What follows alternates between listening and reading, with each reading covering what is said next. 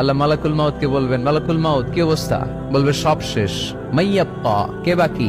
মালাকুল মাউত বলবে জিনেরা বাকি, যাদেরকে দেখা যায় না। আল্লাহ বলবেন জিনদেরকেও শেষ করে ফেলো, রুহু কবজ করো। মালাকুল মাউত আজরাইল জিনদের রুহু কবজ করবে। আল্লাহ এবার জিজ্ঞেস করবে, ইয়া মালাকাল মাউত আখবিরনি মাইয়াব্বা, এবার বলো আর কে বাকি? মালাকুল মাউত বলবে, আল্লাহ মানুষগুলো সব শেষ, জিনগুলাও শেষ, এবার বাকি ইবলিস শয়তান। কে বাকি?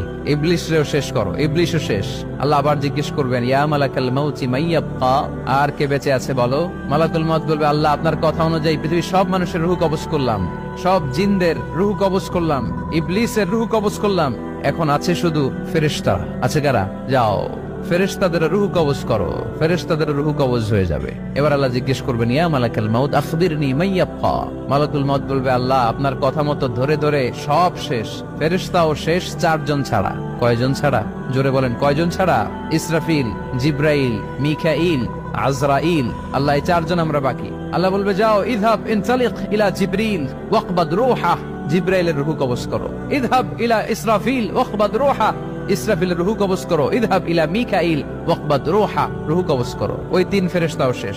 এবার আল্লাহ তাআলা জিজ্ঞেস করবেন, ইয়া মালাকাল মাউত আখবিরনি মাইয়াব্বা, হে মালাকুল মাউত আর কে বাকি আছে বলো? মালাকুল মাউত বলবে, আল্লাহ আপনার কথা মতো মানুষগুলো শেষ, জিনগুলো শেষ, ইবলিস শেষ, আমার বাকি 3 ভাই ইসরাফিল, মিকাইল, জিব্রাইলও শেষ, শুধু আমি, শুধু আমি। আল্লাহ বলবেন, কেউ নাই? মালাকুল মাউত বলবে, না আল্লাহ কেউ নাই। এবার আল্লাহ তাআলা বলবেন, মালাকুল মাউত তুমি তো সবাই রে মারছো, এবার তুমি মরো, এবার তুমি মরো, তুমি মরো। শোনার সাথে সাথে মালাকুল মাউতের কাঁপুনি ছুটে যাবে, খিচুনি এসে যাবে ভয়ে। আল্লাহ বলবেন, কাঁপুনি দিয়ে তো লাভ নাই, কারণ কুল্লু নাফসিন যায়িকাতুল। রব্বুল আলামিন বলবেন, মালাকুল মাউত কেঁদো না, এটাই দুনিয়ার বিধান, আমি আল্লাহর দেয়া বিধান, এটাই জন্মালেই মরতে হয়। যাও জান্নাত জাহান্নামের মাঝখানে একটা জায়গা আছে, জায়গাটার নাম হলো আরাফ। এই আরাফের মধ্যখানে যে দাঁড়াও, ওখানে যে মালাকুল মাউত কাঁপতে থাকবে। মালাকুল মাউত বলবে, আল্লাহ সৃষ্টির শুরুতে যদি জানতাম, সৃষ্টির শুরুতে যদি জানতাম সবাইকে মৃত্যুদান করার পরে, রুহু কবজ করার পরে আমাকেও মরতে হবে, তাহলে এই কঠিন দায়িত্বের ব্যাপারে আপনার কাছে ক্ষমা চাইতাম। আজকে আমারও যে ভাগ্য বরণ করে নিতে হবে সৃষ্টির শুরুতে, আমি এটা কল্পনাই করতে পারি নাই। আল্লাহ বলবেন, নো টক, মুত ইয়া মালাকাল মাউত, মর, মরে যা, মুত, মরে যাও।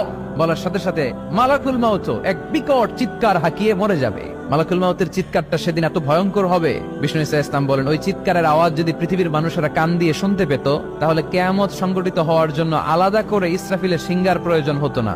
ওই চিৎকারের আওয়াজে প্রতিটা মানুষ কানের পর্দা ফেটে ওই জায়গায় লাশ হয়ে পড়ে যেত। এবার ডানে বায়ে সামনে পেছনে উপরে নিচে কেউ নাই, একজন ছাড়া। জোরে বলতে হবে, তিনি কে? আল্লাহ তখন পৃথিবীকে একটা ডাক দিবেন, বলবেন, ইয়া দুনিয়া আইনা আনহারুকি, এই পৃথিবী তোর নদীগুলো কোথায়? ইয়া দুনিয়া আইনা আশজারুকি, এই পৃথিবী তোর গাছগুলো কোথায়? বটতলা। ইয়া দুনিয়া আইনাল জিবাল, তোর বড় বড় মাউন্ট এভারেস্ট পাহাড়, আলাস্কা পর্বতমালা, আলপস পর্বতমালা, এগুলো কোথায়? তুর পাহাড় আজকে কোথায়? ইয়া দুনিয়া আইনাল মুলুক, রাজা বাদশারা কোথায়, যারা ক্ষমতার দাপটে পা জমিনে ফেলতে চাইতো না? আইনাল জাবাবেরা, অত্যাচারী স্বৈর শাসকগুলো আজকে কোথায়? কোথায় আজকে? কোনো আওয়াজ নাই। আল্লাহ তখন হুঙ্কার দিয়ে বলবেন, লিমানিল মুলকুল ইয়াউম, who belongs the kingdom today. আল্লাহ চিৎকার দিয়ে বলবেন, আজকে ক্ষমতা কার? আওয়াজ করে বলেন, সেদিন ক্ষমতা কার?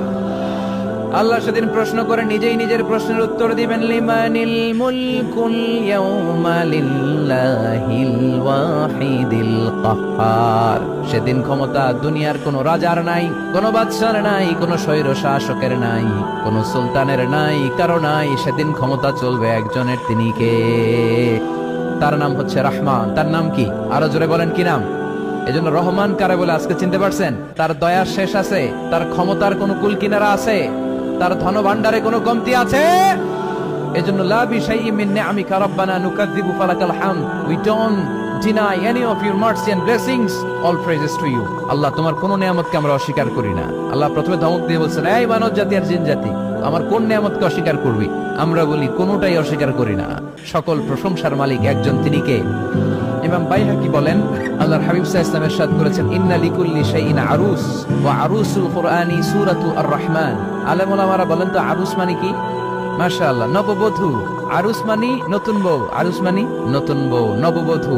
আল্লাহর হাবিব বললেন, লিকুল্লি শাইইন আরুস, সবার একটা করে নববধূ হয়। আর কোরআনের নববধূর নাম সূরা আর-রাহমান। ইন্না লিকুল্লি শাইইন আরুস ওয়া আরুসুল কুরআনি সূরাতু আর-রাহমান। দুনিয়ার প্রত্যেকের জন্য আল্লাহ একজন করে নববধূ দান করেছেন। আল্লাহর কোরআনেরও একটা নববধূ আছে, এই কোরআনের নববধূর নাম সূরা আর-রাহমান। কোরআনের নববধূ, কোরআনের নতুন বউ, কোরআনের নতুন বউ। কেন আল্লাহ এত সূরা থাকতে 114টা সূরা থাকতে আর রহমানকে কোরআনের নববধূ বললেন? এর কারণ নববধূ যেমনি বাসর রাতে হাতে পায়ে আলতা মেখে, বেনারসি শাড়ি পরে, জুয়েলারি অর্নামেন্টস পরে, পার্লারিং করে, মেকআপ করে হাজবেন্ডের জন্য নিজেকে উজাড় করে সাজায়, ঠিক তেমনি আল্লাহ তাআলা এই দুনিয়াতে আমাদেরকে কি নেয়ামত দিয়েছেন। আর